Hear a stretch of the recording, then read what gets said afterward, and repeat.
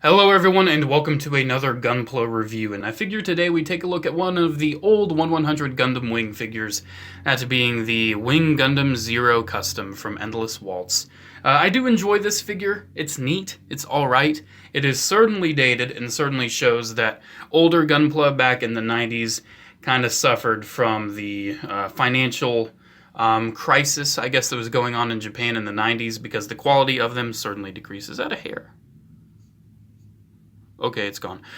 This is an interesting figure. I would recommend it to a collection that is collecting the old Gundam 1/100s, but I'm not sure if I could ever recommend this over a master grade. I don't think that is even possible to recommend this figure over a master grade. But before we go on to the figure itself, let's talk about the accessories it comes with. Of course, you get the Buster Rifle, of course. This thing can destroy a lot of things. I actually haven't watched all of Gundam Wing or Endless Waltz yet. I know the destructive capabilities of this weapon, but I have not seen it in action quite yet. This, of course, splits apart as it does. Yeah, these little things here just tabs together. Flip it over, and each of the handles, if you want, can go into the gun itself. Nice accessories, nice little accessories here. A little under detailed, I guess. They don't have any stickers for the cameras in the rifle, but still nice. He doesn't hold them too nicely, but we'll see that in a little bit. Of course, because it's a Gundam, you gotta have two lightsabers. Oh, I mean beam sabers. They're beam sabers. Yeah, we all know what Japan was ripping off with these. I still love them, though. Very nice accessories for what they are and how old this kit is. They do what they need to do. Also, you get a larger scale Hero Yui figure. I painted mine up already. You don't have to paint it. It comes all cast in flesh. I didn't do the best job. I know for sure there's some very professional painters out there that could have done wonders with this, but I just wanted to paint it so it looks nice on the shelf. I wasn't going for any sort of masterpiece. Like you can see, I didn't even paint all the bottom of the feet, just kind of have it where it's visible. I tried my best to color match what you see in the anime. I think it looks good. I like it. It's neat. So you get that. You don't get any hero that is in scale with the Wing Zero Custom itself. And the last accessory you get are two of these. These are extensions for the back wings, and I took one off just to show you how this works. So, flipping the figure around, you can see that one wing has it, one wing doesn't. Essentially, this part here comes off of this side too. You put this in with these two C-clips here, which really scare me, and then you put that there. That's just how that works. It's simple enough. It extends the wings. It looks cool. I personally always display him with them, just so I don't have extra parts in my accessory bin. But, hey, it's your choice. So, moving on to the figure itself, I think the first thing we should look at is the build quality. How's the build quality? A little wibbly. A little wibbly. I mean, he holds together, but he doesn't like standing up all that well. As you've probably already seen, he kind of likes leaning back a bit. One problem with that is that the wings themselves actually extend beyond his feet. So you have to kind of have him spread out for him to stand, and you have to kind of use him as extra legs as well, which is a little problematic. His color separation is not that good. You can see on his shoulder pads here, there's a lot of sticker usage. You can see a white sticker right there. There's a yellow sticker right there.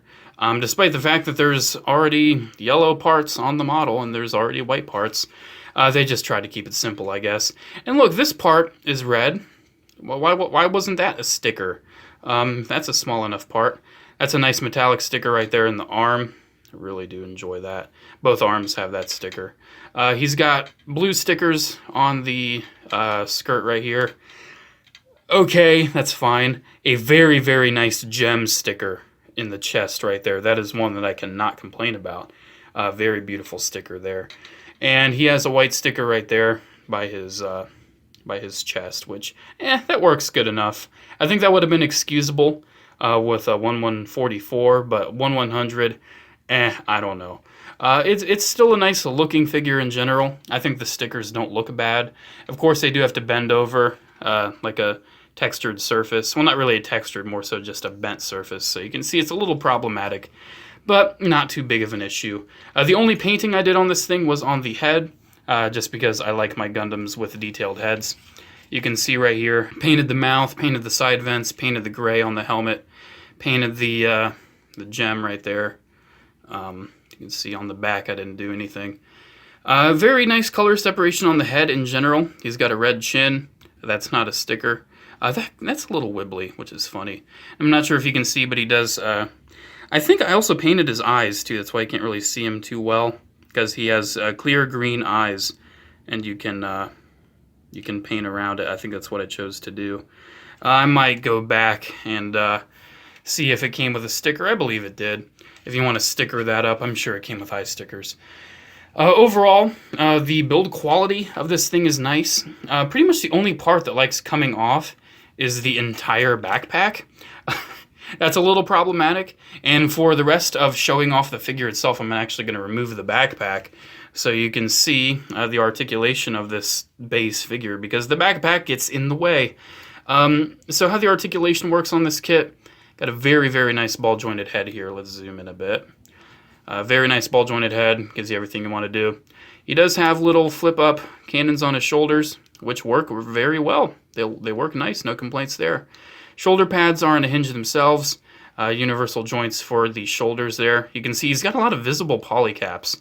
Like you can pretty much just see his polycaps on his elbows there. His swivel is actually at the elbow, and he's got a single elbow bend per each arm, which, that actually works pretty well.